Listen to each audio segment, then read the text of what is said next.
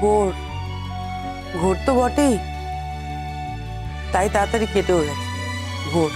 সব সময় তুমি যদি এরম করেই কথা বলো, সেই সব কিছুর পর টেনে টুনে সেই গরুর রচনাতেই নিয়ে আসবে। গরুর রচনা আমার জীবনে ঘটেছে আমি বাদ দিয়ে কি করে বলো তো? যাই হোক, ভালো লাগছে না।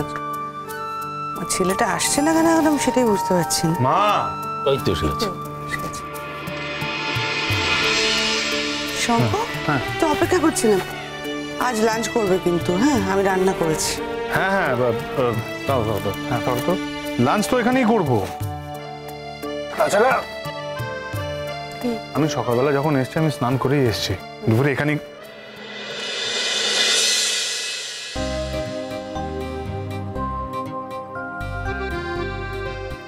কি এগুলো এগুলো কি? হ্যাঁ, আসলে ওই আমাদের বাড়িতে না একটু ফুল টুল থাকে, তোমার ঘরেও রেখেছি, কিছুটা বসার ঘরে রেখেছি, আর কিছুটা এখানে একটু সরিয়ে দিয়েছি।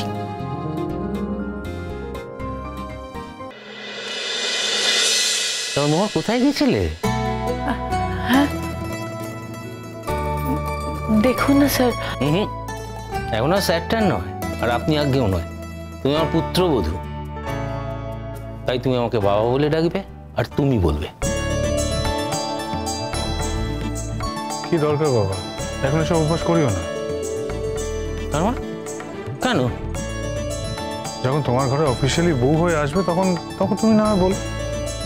এখনো কলেজে যাবে, ওখানে তোমায় স্যার বলে ডাকবে, বাড়িতে আসবে আবার এখানে বাবা বলবে।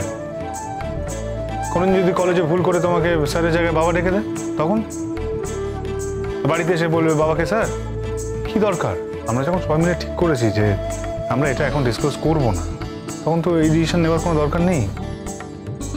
তাই বলছিলাম যে রিস্ক নিয়ে কোনো লাভ নেই।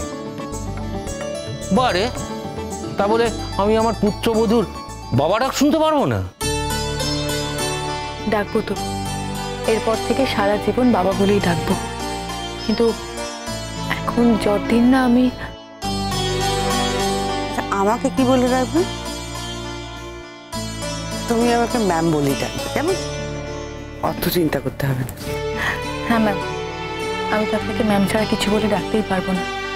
আপনি হলেন আমার জীবনের শ্রেষ্ঠ ম্যাম। আচ্ছা, বেস্ট ম্যাম। কোথায় গেছিলে তোমরা?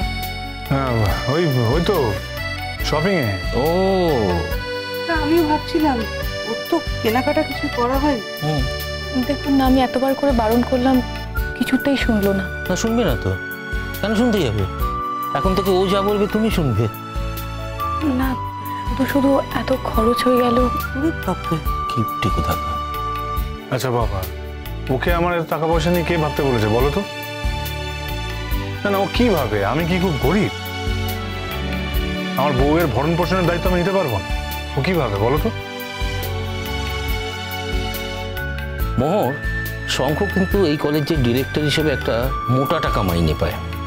তারপর ও যখন বিদেশে ছিল তখন ওখানে অনেক টাকা রোজগার করেছে। তাছাড়া আমি, অদিতি ম্যাম, আমরা দুজনেই চাকরি করি। অর্থাৎ তোমার ভরণ পোষণের জন্য আমরা তিনজন যা রোজগার করি সেটা যথেষ্ট। অবশ্য ভবিষ্যতে যদি আরো শঙ্কর 2-3টে বউ না পারে।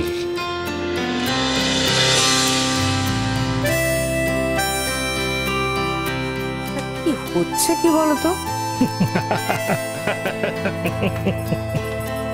মানে ঠিকই যা মুখে আসে তাই বলে।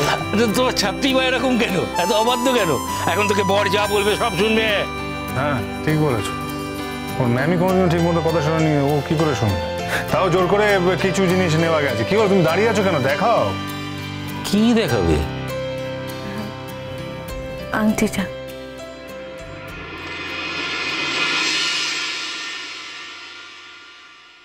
এটা কি? জোর করে কিনে দিল। জোর করতে হলো? এটাতেও জোর করতে হলো? আর বলো না, কোনো কিছু স্মুথলি করতে দেয় নাকি আমাকে? শোনো শঙ্কর, আজ তুমি ও বাড়িতে জানিয়ে দাও তুমি বাড়ি যাবে না। না মানে বাবা, আমাকে তো বাড়ি ফিরতেই হবে। কেন বলো তো শঙ্খ, একটা রাত তুমি এখানে থাকতে পারবে না? হ্যাঁ পারি, আগে বলে পারতাম, কিন্তু এখন আমি থাকতে চাই না। শঙ্কর, আজ তোমাদের ফুল সজ্জা। বাবা, সেটা আমাদের দুজনের মনেই থাকবে।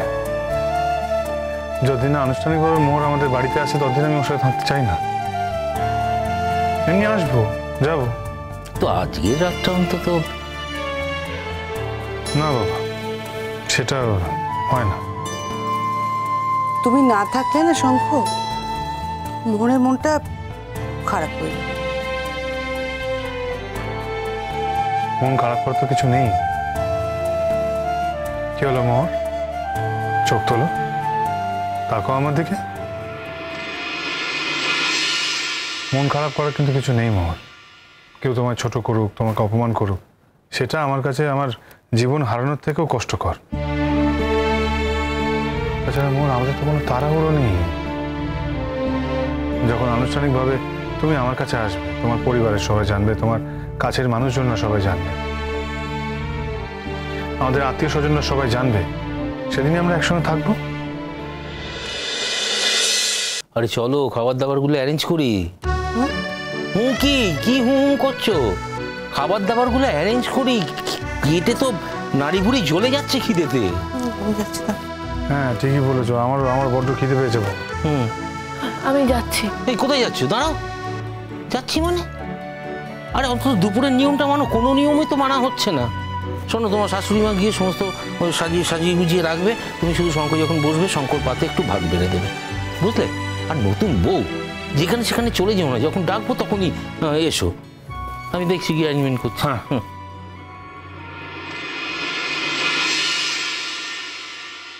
মোহর, তোমার রাগ হয়েছে? আজকের দিনটা এখানে থাকা যায় না? সেটা ঠিক হবে না মোহর। কেন? আমি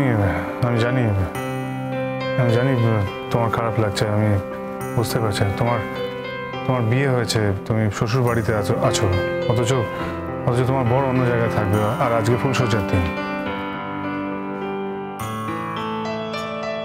আমি তো এই আংটিটা চাইনি। এই আংটিটা যে মানুষটা আমায় দিতে চেয়েছে, আমি সেই মানুষটাকে চেয়েছি। সে মানুষটা আমার কাছে থাকলে আমার আর কিচ্ছু চাই না। কাছে না থাকলে কি মনের কাছে থাকা যায় না মোহর? আমি তো আছি তোমার কাছে, আমি তোমার কাছেই থাকবো। কিন্তু এখন এখানে রাতে থাকা ঠিক হবে না মোহর।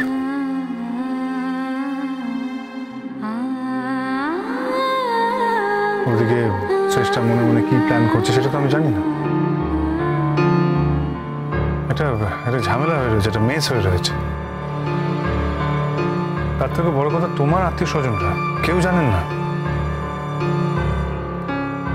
মোর আমাদের ফুলসজ্জা তো গোপন করে হবে কেন? না, আমরা তো কোনো অন্যায় করিনি। যখন আনুষ্ঠানিকভাবে তুমি আমাদের বাড়িতে আসবে, তখন আমি ফুলসজ্জা করবো, আমি তোমার কাছে থাকবো। আচ্ছা, তাই হবে। আমার লক্ষ্মী বউ।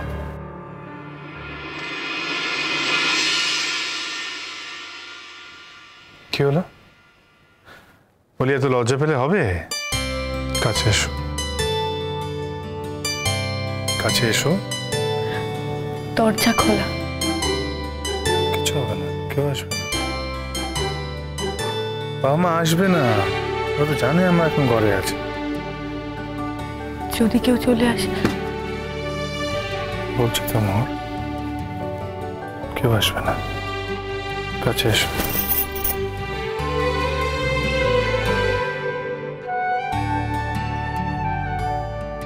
শঙ্কর, মোহর, আমি কিছু দেখিনি, খাবার রেডি হয়ে গেছে।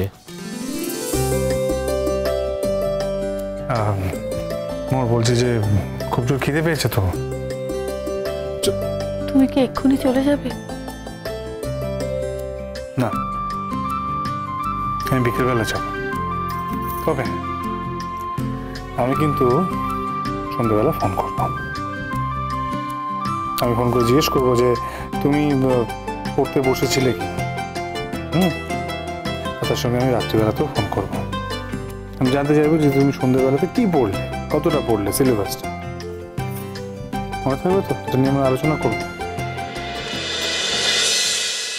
তুমি খুব নিষ্ঠুর। আর খুব কঠিন। তুমি একটা কঠিন মানুষকে ভালোবেসেছ, যে মানুষটাকে চাইলেই সহজে কাছে পাওয়া যায় না। মোর